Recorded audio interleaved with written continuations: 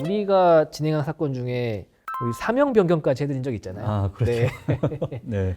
회생이 잘 진행돼가지고 외국계 기업으로부터 이제 투자를 받았는데 사명이 좀 이상하다고 해가지고 그래서 사명까지 변경해 드렸습니다. 저희가. 그 부분도 저희 굉장히 대표적인 성공 사례 중에 그럼요. 하나긴 하죠. 네.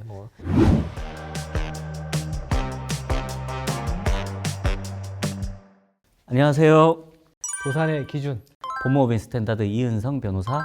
정경현 변호사입니다. 이번 시간에는 기업 회생 이후에 대표이사님들이 꼭 챙겨야 되는 법적 리스크에 대해서 이야기해 보겠습니다. 법원에서 기업 회생 인가 결정을 받으면은 이제 끝났구나, 한숨 이제 돌리시자, 그러실 수도 있을 것 같은데요. 사실은 그때부터가 또 다른 시작이라고 보시면 됩니다. 회생 인가 후에 제대로 후속 조치를 하지 않으면은 또 다른 법적 문제가 터질 수 있거든요. 네, 그렇습니다. 실제로 이 인가 후에 대한 사무는 처리하지 않는 펌들이 많죠. 보통은 인가까지만 하는데 저희는 인가 이후의 법률 사무도 충분히 다 도와드리고 있습니다. 이 영상을 보시는 분들이라면 기업 회생을 고민하고 계실 확률이 높으실 것 같은데요.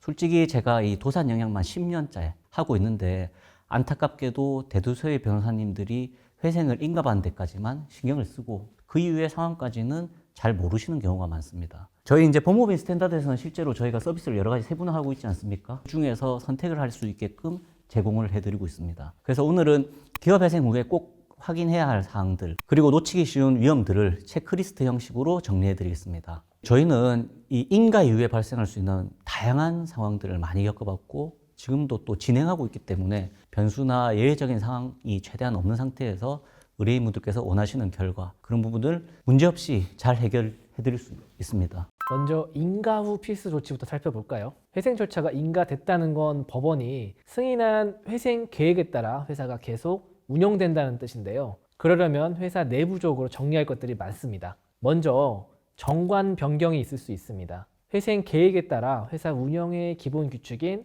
회사의 정관을 손봐야 되는 경우가 많은데요. 예를 들어 자본금을 감자한다든지 신주를 발행해서 채권자에게 출자 전환 주식을 준다면 그에 맞게 정관을 고쳐야 됩니다. 정관에 회사의 자본금, 주식수, 그리고 주식의 종류 등이 정해져 있는데 회생 과정에서 이게 달라졌다면 법적으로 바로 정관을 수정해야 됩니다. 이걸 놓치면은 나중에 등기 변경이나 세무 처리에서 문제가 생길 수 있습니다. 그리고 회생 과정에서 경영진 교체가 이루어지거나 또 새로운 투자자가 들어오고 또 임원이 바뀌는 경우, 이런 경우도 있죠. 회사 구조 조정으로 인력 구조가 또 변경될 수도 있고, 그리고 인가 후에는 이러한 변경 사항을 전부 법인 등기 내에 방영하는 게 원칙입니다. 대표이사 본인이 만약에 유임되었다고 하더라도 이사회 구성이나 감사 선임 등 이런 부분들이 달라졌다면 반드시 등기 변경 절차를 챙겨야 해요. 등기 사항을 제때 변경하지 않으면 과태료가 부과될 수도 있고 또 여러 가지 불필요한 잡음이 생길 수 있습니다. 그리고 앞서 이제 정관 변경과 관련해서 자본금도 정리할 필요가 있습니다. 회생 계획에 따라 자본금 규모가 조정이 되었다면 이를 실제 회계 장부와 등기부에 반영을 해야 됩니다. 예를 들어서 액면가 조정이나 감자를 통해서 자본 잠식을 해소했을 경우 그 내용을 주주총회 결의와 등기 절차로 확정 지어줘야 됩니다. 또한 채권 변제가 채무를 주식으로 바꾸는 출자 전환을 이루어졌다면 신주 발행 절차를 거쳐서 채권자들에게 주식을 교부하고 주주 명부를 업데이트해야 됩니다. 이런 자본 사항을 정리하지 않으면 나중에 주식 관계나 채권 관계 분쟁이 생길 소지가 있습니다. 사실 많은 펌들이 조금 놓치고 있는 부분인 것 같긴 합니다. 지금까지 말씀드린 정관 변경, 또 자본금 증감, 임원 변경 등이 있다면 상법 규정상 회사의 등기 사항이 변경되면 본점 소재지 관할 등기소에 2주 내에 변경 등기를 신청해야 됩니다. 예컨대 대표이사나 이사 등의 임원이 변경되거나 상호, 목적, 자본금 등 이런 절대적 기회사항이 수정된 경우에는 14일 이내에 등기해야 되며 지점 변경이 있는 경우 3주 이내 하셔야 됩니다. 이러한 기한을 넘기면 상법 제635조에 따라 최대 500만 원 이하의 과태료가 부과될 수 있기 때문에 인가가 다 되었다고 하더라도 이런 부분들은 꼭 주의하셔야 됩니다. 회생 계획 안에 자산 매각을 담은 경우도 있는데요. 예를 들어서 유휴부동산을 매각해서 변제 재원으로 활용한다거나 수익성이 낮은 사업부를 매각하기로 했을 수 있죠. 그런 경우에는 인가 후에도 이러한 자산 매각을 실행하기 위해서 미리 준비 작업을 해야 합니다. 자산가치 평가를 다시 하고 부동산이면 부동산 중개업소나 매각 주관사를 선정해서 적절한 시기에 매각이 이루어지도록 일정을 잡아야 합니다. 이걸 미루다 보면 시기를 놓쳐서 이제 계획된 금액에 자산을 못 팔거나 아니면은 변제 재원이 부족해지는 위험이 있을 수 있는데요. 또한 매각 과정에서 공개 입찰이라든지 주주총회 승인 등 법적 절차가 필요하다면 미리 챙겨야 됩니다. 그리고 회생계획에서 정한 매각 기간 내에 적정 가격으로 매각해야 되는 게 사실 가장 중요한 것 중 하나지 않습니까? 그 통상 감정평가 등을 통해서 자산 가치를 산정하고 또 너무 늦어지면 그동안 이자 부담도 계속 늘어나거든요. 이런 것들의 기한을 지키는 것이 무엇보다 중요합니다. 한편 권리관계 정리가 필요한 경우라면 매각 자산에 설정된 담보권, 임차권, 제한 사항을 사전에 정리해야 매각이 원활하게 당연히 가능하겠죠. 그리고 담보권자의 동의하에 담보 말소 조건을 협의하거나 임차인 승계 여부 등을 정리해야 됩니다. 이는 매각 계약 이행과 소유권 이전에 직접 영향을 미치므로 필수적인 절차인데요. 예를 들어 부동산 매각 시 근저당 말소, 임대차 승계 등이 있을 수 있겠습니다. 네, 만약 영업용 자산을 매각하는 케이스라면 매각 후에 사업을 계속하기 위해서 대체 시설 확보 비용도 필요합니다. 임차 보증금이나 임대료 이런 거겠죠. 예를 들어서 공장을 매각한다면 다른 곳을 임차해야 되므로 그 비용을 회생 계획 안에 반영해야 됩니다. 그리고 매각했을 경우 그 매각 대금으로 담보권자를 변제할지 회생 채권을 변제할지를 계획을 하셔야 되고 해당 자산을 팔았을 때 남은 사업에 미치는 영향을 꼼꼼하게 검토하셔야 됩니다. 예를 들어서 핵심 영업 자산을 매각하면 사업 지속이 어려워질 수 있다. 그런 경우에는 매각보다는 운영을 통한 수익 창출이 더 나은지 판단을 해야 되고요. 또한 매각 전 자산에 대한 감정평가로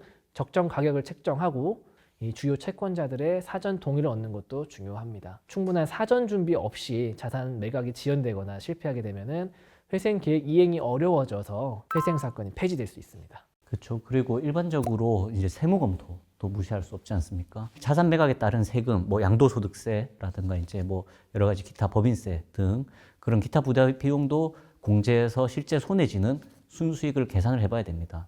회생 계획에서는 매각 대금을 감정가액에서 세금 등 부대 비용을 뺀 금액으로 보수적으로 산정하는 게 원칙입니다. 특히 자산 매각이 특수관계인 간 거래인 경우에는 세법상 시가의 차익에 의한 과세 문제가 없는지도 또 꼼꼼하게 점검해야 됩니다. 그리고 저희가 추후 별도 영상으로 다루겠지만 회생기업 스스로 매각하기 어려운 경우 M&A 자문사나 아니면 자산 매각 주관사 등을 선임해서 투자자 모집 그리고 입찰 절차 이런 진행하는 것도 검토해 볼 수 있는데 이 부분도 저희 법무법인 스탠다드에서는 함께 검토해 드리고 있습니다. 그래서 여러 정부 정책도 함께 검토해 볼 필요가 있는데요. 2019년부터 회생기업과 부실징후 기업 대상으로 신규 자금 대여를 해주는 캠코 한국자산관리공사죠. 캠코의 DIP도 있고 그리고 중소벤처기업진흥공단 중진공의 정책자금도 있습니다. 이런 정책자금이 많이 있는데 문제는 대표이사분들이 정신이 없이 바쁘다 보니까 이런 것들이 하나하나 다 챙기시기 어렵다는 거죠. 회생 끝났다고 안도할 새도 없이 해야 될 일들이 너무 쌓여 있으니까요. 그렇죠. 사실 회생 절차 끝났다고 경영 고민만 하는 게 아니라 이런 법적인 뒷마무리 하는 작업이 꼭 필요합니다. 사실 회생 신청부터 인가까지 도와드리고 나면 그 이후에는 어떻게 되어가는지 자연스럽게 알게 되는데 문제가 생기기 전에 미리미리 확인을 해드리는 거죠. 저희가 여러 회생 기업들을 도와주다 보니까 초기에 사소하게 놓친 것들이 나중에 큰 문제로 번지는 경우를 꽤 많이 봤습니다. 그래서 아예 인가 직후에 체크리스트를 점검하고 또 대표님들에게 필요한 조치를 컨설팅 해드리는 서비스를 제공해드리고 있습니다. 네, 맞습니다. 이제 우리가 진행한 사건 중에 우리 사명 변경까지 해드린 적 있잖아요. 아, 그렇죠. 네. 네.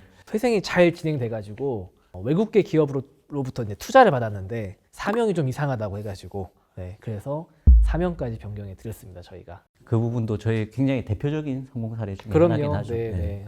그 사건 같은 경우는 이전 사건에서 한번 실패하셨는데 저희한테 오셔가지고 성공해서 투자까지 받으신 그런 사례죠. 오늘은 이제 인가 후 사무에 대해서 쭉 말씀을 드렸는데요. 저희 또 영상이 조금이나마 도움이 되셨다면 좋겠다라는 생각을 드리고 앞으로 또 이후 영상에서도 더욱더 또 알찬 정보로 찾아뵈려고 하니까 계속 관심을 가지고 지켜봐 주시면 감사하겠습니다. 저희 법무법인 스탠다드는 기업 회생 전후로 발생하는 모든 법적 문제에 대해서 토탈 솔루션을 제공해 드리고 있습니다. 영상 보시면서 궁금한 점 있으시다면 언제든지 댓글이나 연락으로 질문 주시고요. 구독과 좋아요 부탁드리겠습니다. 부탁드립니다. 네. 감사합니다. 감사합니다.